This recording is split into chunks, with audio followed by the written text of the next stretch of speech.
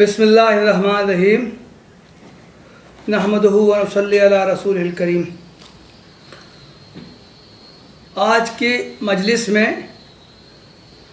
میں مولانا صدر الدین اصلاحی کی کتاب اسلام ایک نظر میں کا تعارف کرانا چاہتا ہوں۔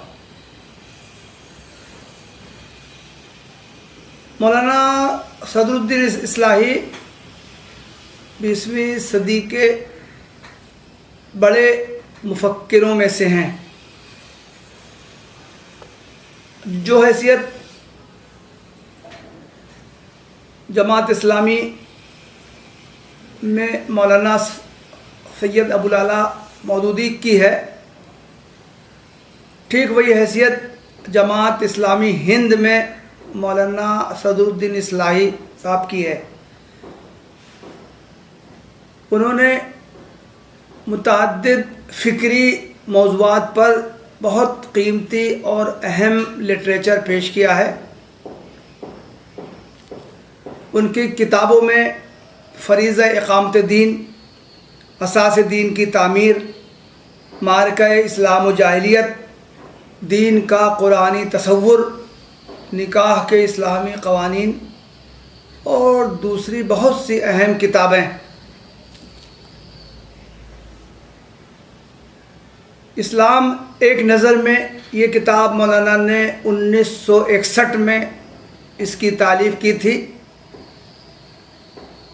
بعد میں 1993 میں اس پر انہوں نے نظر ثانی کی اور کچھ حذف و اضافے سے کام لیا۔ یہ کتاب برابر شائع ہو رہی ہے۔ چند سال پہلے اس کا 7واں ایڈیشن منظر عام پر آیا تھا۔ انگریزی میں اسلام ایٹ اے گلینس کے نام سے یہ کتاب شائع ہو رہی ہے۔ ہندی میں بھی اس کا ترجمہ ہو گیا ہے۔ ممکن ہے کہ ملک کی دوسری مقامی زبانوں میں بھی اس کا ترجمہ ہوا ہو۔ تحریک اسلامی ہند کے فکری لٹریچر میں اس کتاب کی غیر معمولی اہمیت ہے۔ اس کتاب میں قرآن و حدیث کو بنیاد بنا کر اور اس کے حوالوں کے ساتھ یہ واضح کیا گیا ہے اسلام کیا ہے، اس کے بنیادی تعلیمات کیا ہیں،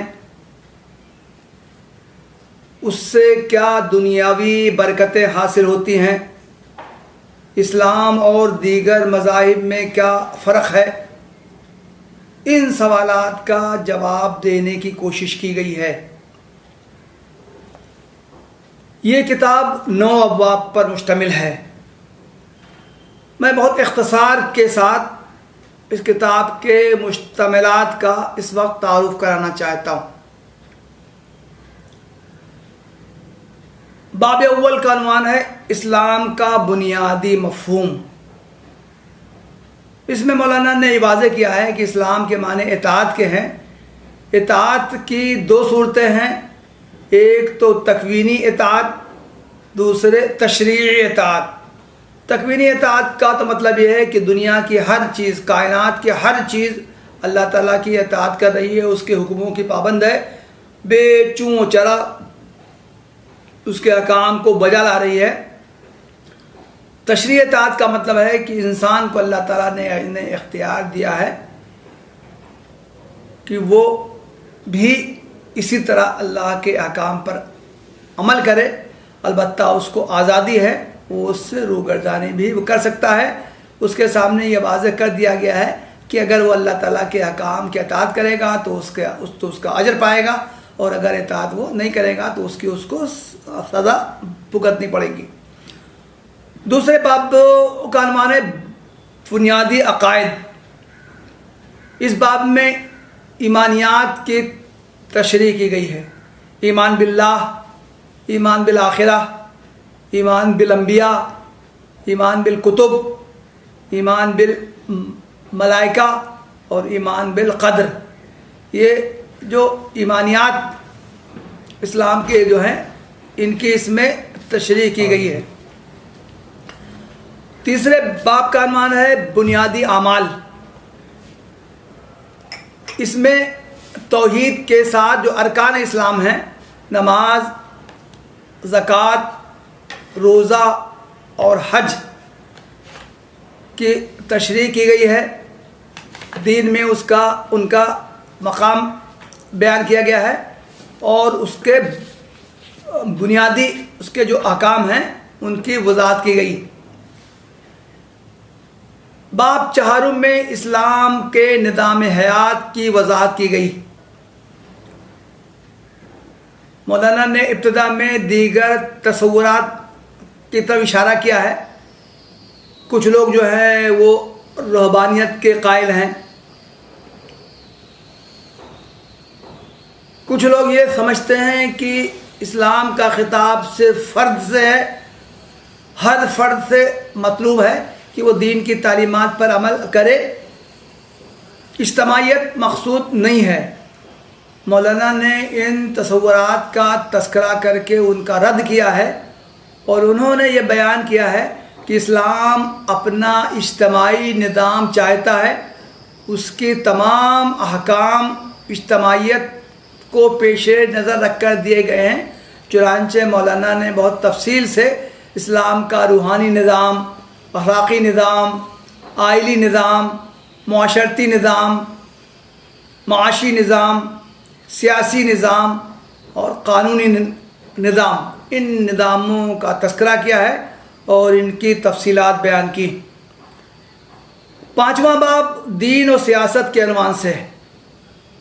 عام طور سے ہمارے درمیان یہ تصور عام ہو گیا ہے کہ دین کا سیاست سے کوئی تعلق نہیں ہے۔ مولانا نے اس باب میں بہت تفصیل سے بحث کی ہے اور یہ بیان کیا ہے کہ سیاست دین کا اہم جز ہے۔ دنیا کو اللہ تعالیٰ کی مرضی کے مطابق، اس کے احکام کے مطابق چلایا جائے، یہی سیاست ہے۔ البتہ مولانا نے ایک نقطے کی وضاحت کی ہے، اسلامی حکومت اور مسلم حکومت میں فرق ہے۔ مسلمان حکومت کریں، وہ چاہے جیسے حکومت کریں اس کو مسلم حکومت کہا جا سکتا ہے، لیکن اسلامی حکومت صرف وہی کہلانے کی مستحق ہے جس میں کہ اللہ کے حکام کی پابندی کی جائے اور اس کے مطابق نظام حکومت چلایا جائے۔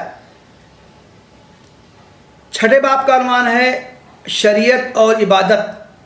اس میں مولانا نے عبادت کیا ہے اس کی تشریح کی ہے۔ کیا عبادت صرف مخصوص اعمال کی انجام دہی کا نام ہے یا شریعت کے تمام احکام کو ماننے اور اس پر عمل کرنے کا نام عبادت ہے؟ مولانا نے وضاحت کی ہے کہ عبادت میں تین چیزیں آتی ہیں: تذلل یعنی کسی کے سامنے خود سپردگی اختیار کرنا، دوسرے اطاعت اور تیسرے پرستش۔ مولانا نے یہ بھی بحث کی ہے کہ عبادت کے محدود معنی کیوں ہو گئے۔ اس غلط فہمی کے انہوں نے دو اسباب بیان کیے ہیں۔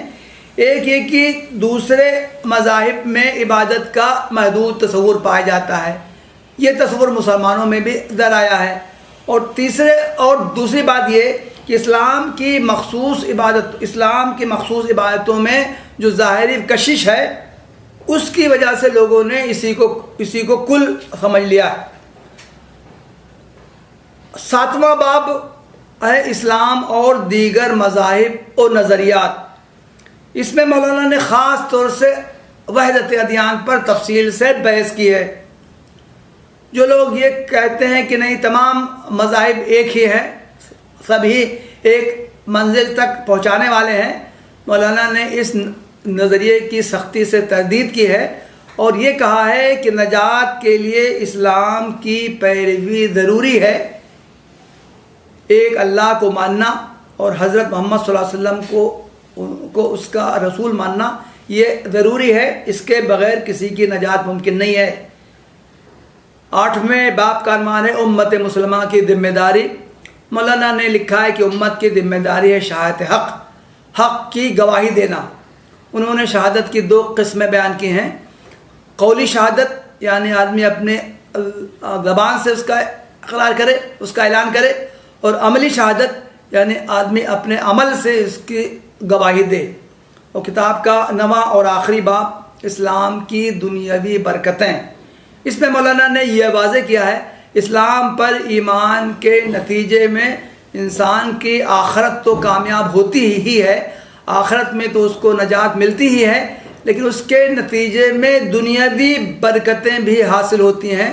چنانچہ قرآن کریم میں بھی یہ بیان کیا گیا ہے، دوسرے انبیاء کی زمانے بھی یہ بیان کیا گیا ہے، لوگوں اللہ تعالیٰ کے حکام کو مانو، اس سے تمہیں دنیاوی برکتیں بھی حاصل ہوں گی. تو گویا کہ یہ کتاب اسلام کا ایک مکمل تعارف کراتی ہے. قرآن و حدیث کی روشنی میں اسلام کی جملہ بنیادی تعلیمات کا اس میں تعارف کرایا گیا ہے. دین کو سمجھنے کے لیے، اسلام کا فہم حاصل کرنے کے لیے یہ بہت اہم کتاب ہے. اس کو زیادہ سے زیادہ عام کرنے کی ضرورت ہے. وآخر دعوانا الحمدللہ رب العالمین.